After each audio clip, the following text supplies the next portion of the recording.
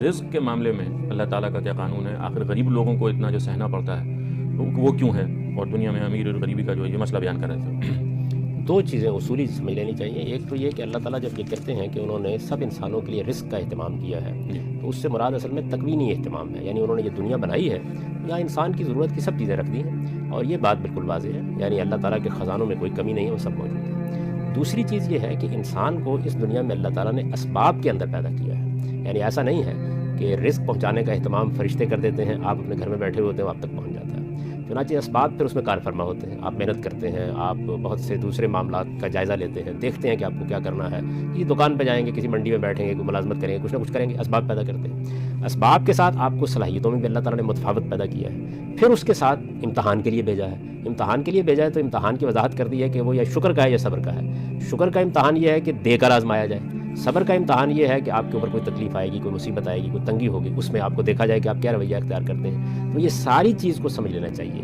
اس کے لحاظ سے اللہ تعالیٰ انسانوں کے ساتھ معاملہ کر رہے ہیں، یعنی اس دنیا کی زندگی میں انہوں نے جو کچھ دینا ہے وہ دے دیا انسان کو بحیثیت انسان۔ اب مختلف انسانوں نے اسے پانا ہے، اپنی صلاحیت کے لحاظ سے پانا ہے، انہوں نے اس کے لیے محنت بھی کرنی ہے، اسباب بھی فراہم کرنے ہیں، اور پھر خدا کے اس فیصلے کی زد میں بھی آنا ہے کہ وہ ان کو صبر کے امتحان میں مبتلا کرے گا یا شکر کے امتحان میں مبتلا کرے گا۔ تو دنیا کی یہ ساری حقیقت سمجھ لینی چاہیے، اس کا نتیجہ آخرت میں بہت غیر معمولی نکلنے والا ہے، اور وہاں اللہ تعالیٰ امتحان کے نتیجے میں جو رویہ آپ اختیار کریں